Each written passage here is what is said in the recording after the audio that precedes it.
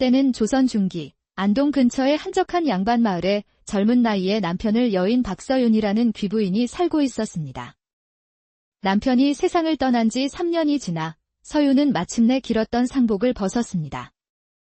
화려한 비단 옷으로 갈아입은 그녀는 거울 앞에 앉아 옷비녀를 머리에 꽂으며 오랜 시간 자신의 모습을 비춰보았습니다. 세월은 흘렀건만 내 얼굴엔 아직 젊음이 남아있구나. 바로 그때 그녀를 오랫동안 모셔온 충직한 노파하녀 윤씨가 조심스럽게 방문을 열고 들어왔습니다. 마님, 아침 진지 드실 시간이옵니다. 그래, 알았다. 그런데 새로 들인 비단 이불은 어찌 되었느냐? 방금 침소에 곱게 펴놓았사옵니다. 서윤이 아침 식사를 마치고 침소로 들어서자 방 안에서는 희미한 술 냄새가 코를 찔렀습니다. 웬 술 냄새냐? 어느 놈이 감히 내 침소에 들어와 술을 마셨단 말이냐? 노파윤 씨는 몸을 낮추며 떨리는 목소리로 대답했습니다. 아마 어젯밤 젊은 하인 녀석들이 청소를 하다가 실수를 한 모양이옵니다. 제가 당장 새 것으로 바꾸게 하겠사옵니다. 고얀 놈들 같으니. 그놈들은 내일부터 동이 트자마자 마당 청소를 시키거라.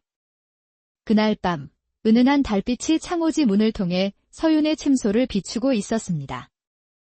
이윽고 문이 조용히 열리더니 이웃마을의 젊은 선비인 최진사가 방 안으로 들어왔습니다. 오래 기다렸습니다. 달이 중천에 떠서야 오시는군요. 혹여 누가 보지는 않았소. 걱정 마세요. 본 사람은 아무도 없습니다. 최진사는 고개를 저으며 서윤에게 다가갔고 그의 손이 그녀의 허리를 감싸 앉아 두 사람의 숨소리가 거칠어졌습니다. 그런데 바로 그때 갑작스러운 발소리와 함께 문밖에서 목소리가 들려왔습니다. 마님, 주무시옵니까? 서윤은 눈을 동그랗게 뜨고 최진사를 바라보더니 순간적으로 그의 팔을 잡아 병풍 뒤로 밀어 넣었습니다. 그리고는 황급히 이불을 덮고 자는 척을 했습니다.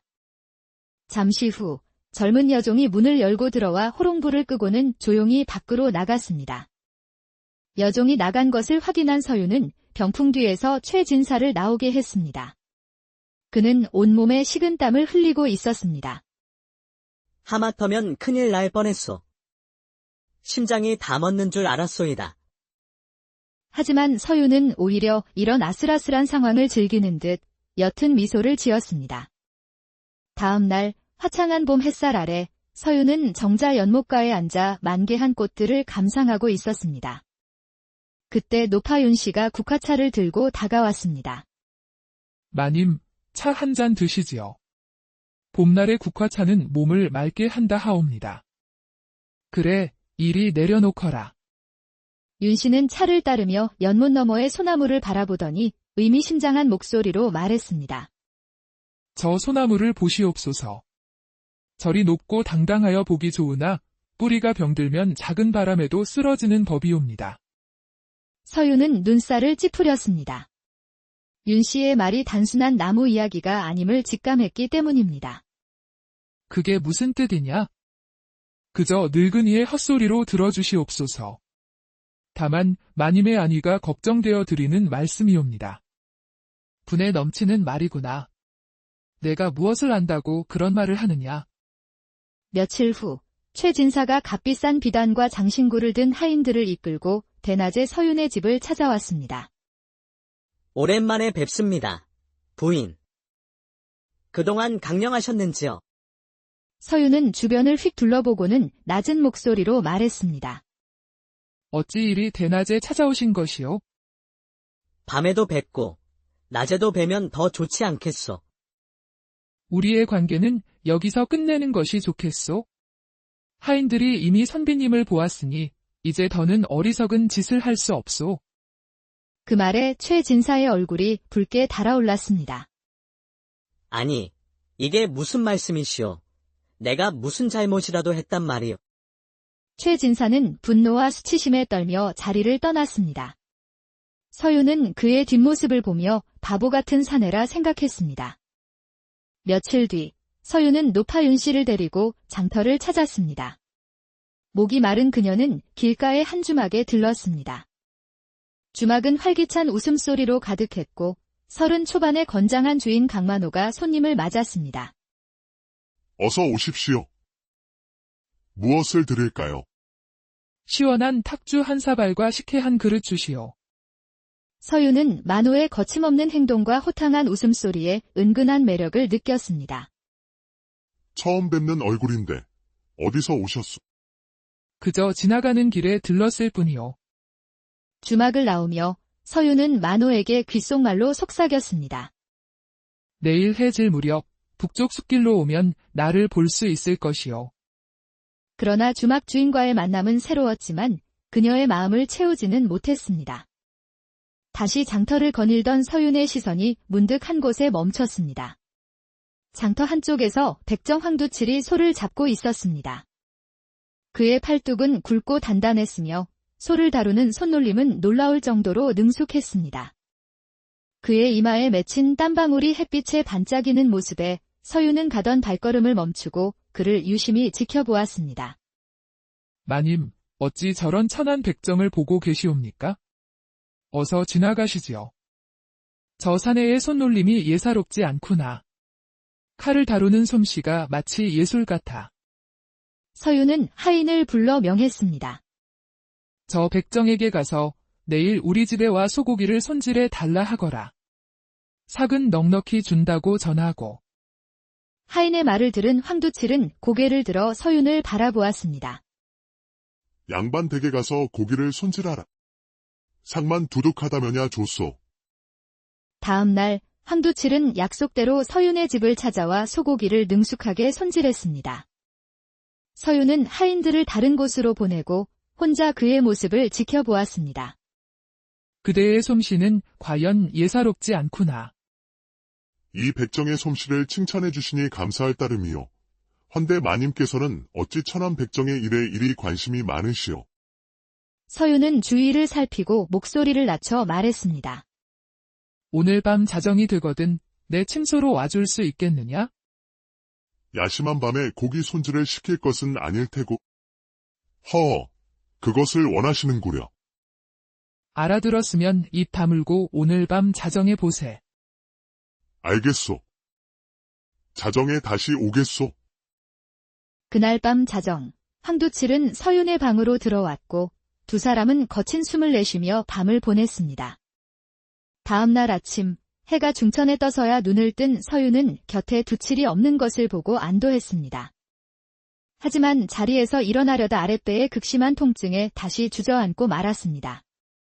이 자하고는 2번 다시 못하겠다. 내 몸이 나만하질 않겠어? 그런데 그날 밤, 부르지도 않았는데 황두칠이 다시 그녀의 방문을 열고 들어왔습니다. 너는 누구냐? 쉬. 조용하시오. 나, 두칠이요. 내가 오라 하지 않았는데 어찌 온 것이냐?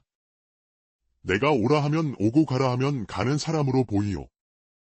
내가 오고 싶으면 오는 것이지. 뭔일아? 내 놈이 겁을 상실했구나. 어서 나가거라. 왜? 어젯밤 내 솜씨가 마음에 들지 않았소. 한 번이면 족하니 당장 나가거라. 그러자 두칠은 입가에 교활한 미소를 지으며 그녀에게 바싹 다가왔습니다. 이보시오, 부인. 난 그리 호락호락한 사람이 아니오. 부인이 천안백정과 놀아났다는 소문이 나면 어찌 되겠소. 나야 잃을 것이 없지만 부인은 가진 게 아주 많지 않소. 그러니 누가 더 손해겠소? 그 말에 서윤의 얼굴이 새하얗게 질렸습니다. 그녀는 자신이 위험한 함정에 빠졌음을 깨달았습니다. 너무 겁먹지는 마시오. 이제부터 내가 시키는 대로만 하면 별일은 없을 것이니. 그 후로 황두칠은 밤낮을 가리지 않고 서윤의 집을 드나들며 안방을 차지했고 마치 주인 행세를 했습니다. 심지어 그는 양반이 입는 비단옷을 입고 나타나 하인들을 함부로 부려먹기 시작했습니다. 미쳤느냐? 어찌 천한 백정이 양반의 옷을 입는단 말이냐? 부인. 내가 입만 번긋하면 부인은 모든 것을 잃게 될 터인데 내게 좀 더 나긋나긋하게 굴 수는 없소. 며칠 뒤 두칠은 문서 한 장을 들고 와 서윤에게 도장을 찍으라고 내밀었습니다. 그것은 농사일의 관리를 자신에게 맡긴다는 내용의 문서였습니다. 서윤은 별일 아니라고 생각하고 도장을 찍어주었습니다.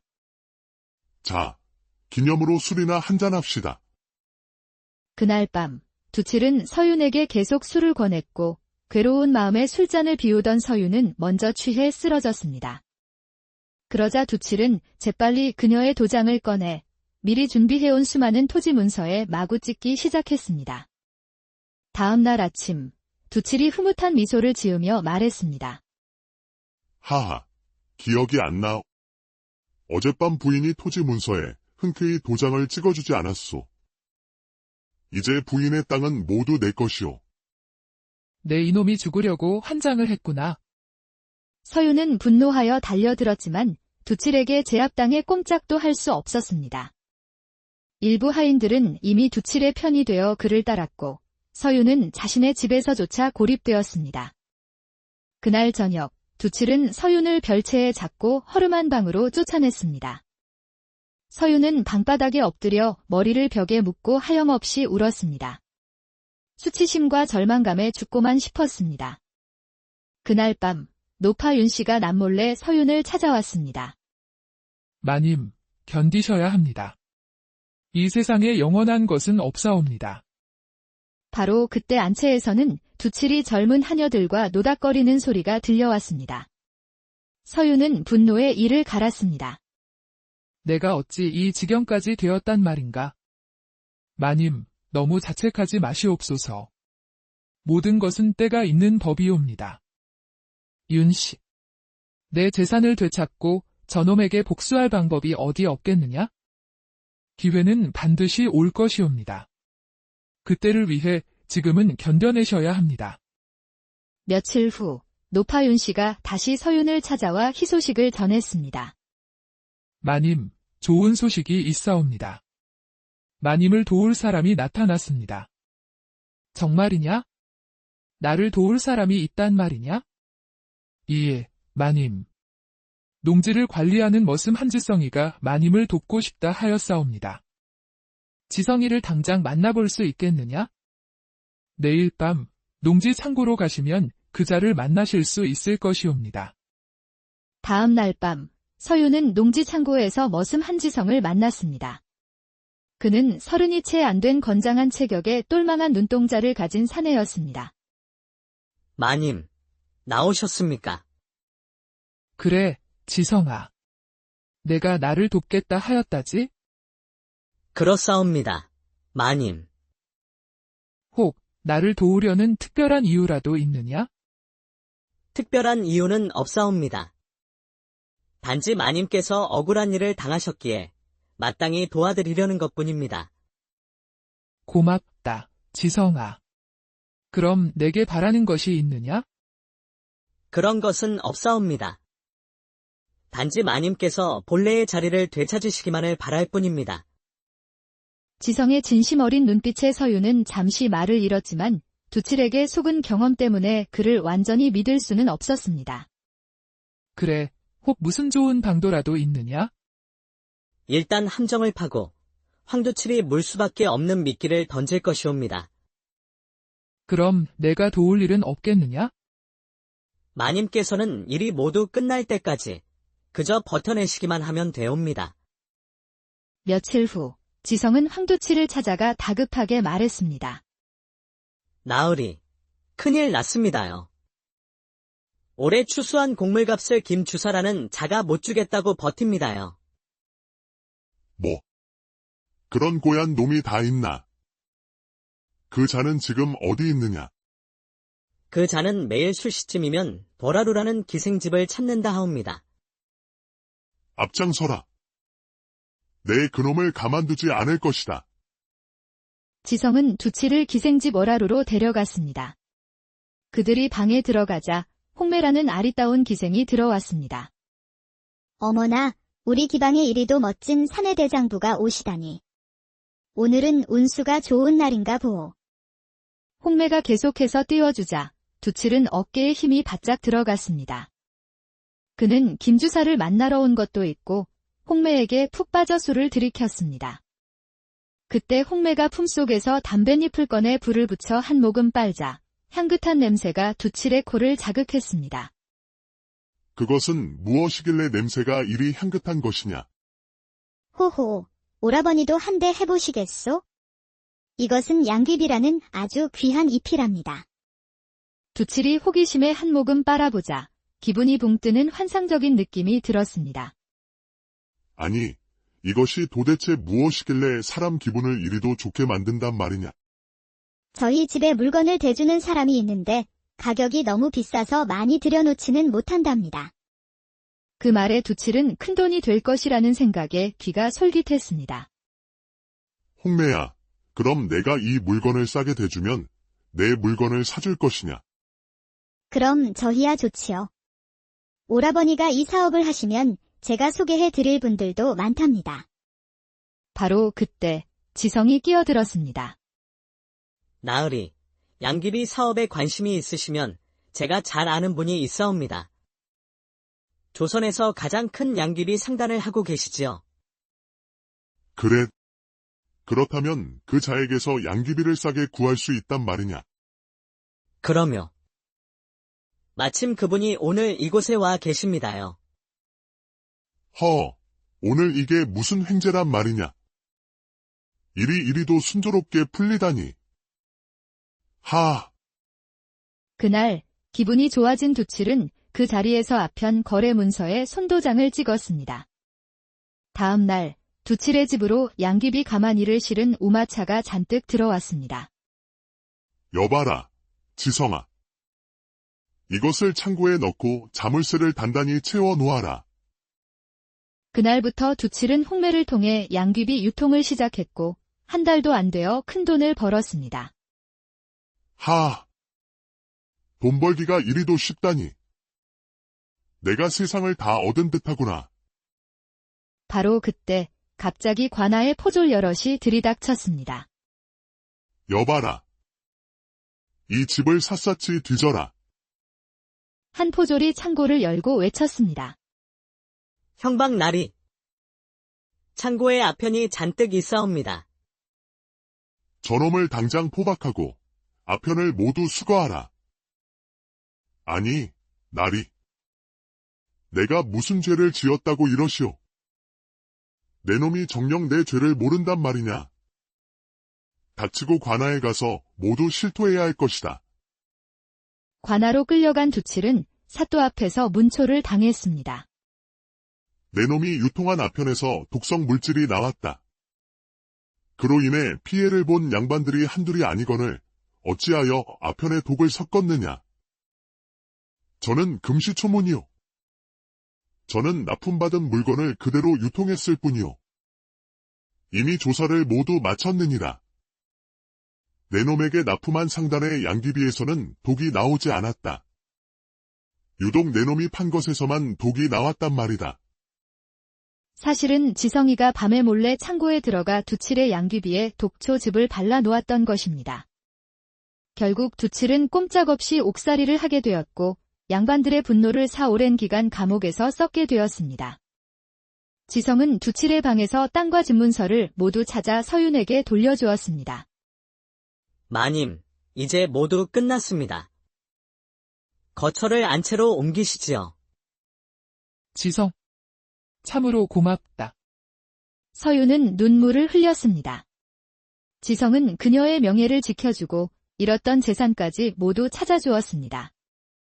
다시 안채로 돌아온 서윤은 지옥 같았던 지난 날들을 떠올리며 안채의 소중함을 더욱 크게 느꼈습니다.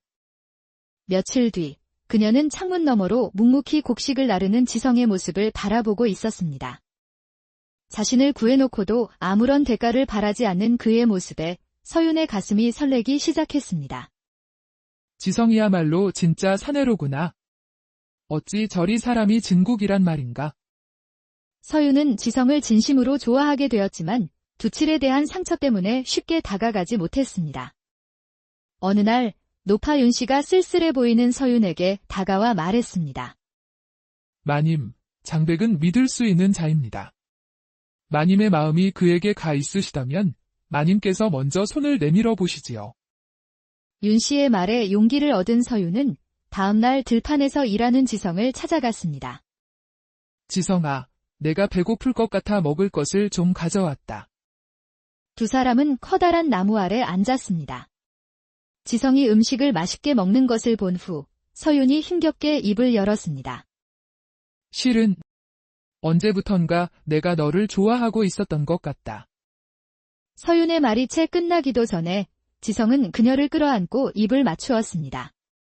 두 사람은 푸른 하늘 아래 나무 그늘에서 서로의 사랑을 확인했습니다.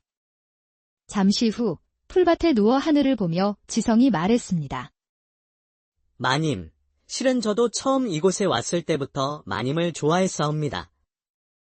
하지만 천한 신분으로 감히 마음을 표현할 수 없었습니다. 그 후 두 사람은 깊은 밤이 되면 안채에서 만나며 행복한 시간을 보냈습니다. 그러나 두 사람이 유난히 가깝게 지내는 것을 본 다른 머슴 억쇠가 질투심에 사로잡혔습니다. 아니, 저것들이 부부라도 된단 말이냐? 어찌 지성이만 좋은 꼴을 본단 말이냐? 나도 가만히 있을 순 없지? 그날 밤 억쇠는 서윤의 방을 찾아가 자신과도 밤을 보내달라며 행패를 부렸습니다. 다음 날 억쇠는 관아에 끌려가 곤장 10대를 맞고 쫓겨나고 말았습니다. 큰 뜻을 품은 사람은 작은 모욕에 흔들리지 않는 법. 지성은 묵묵히 자신의 자리에서 인내하며 결국 귀부인의 사랑을 얻을 수 있었습니다. 진정한 가치는 겉모습이 아닌 굳건한 마음과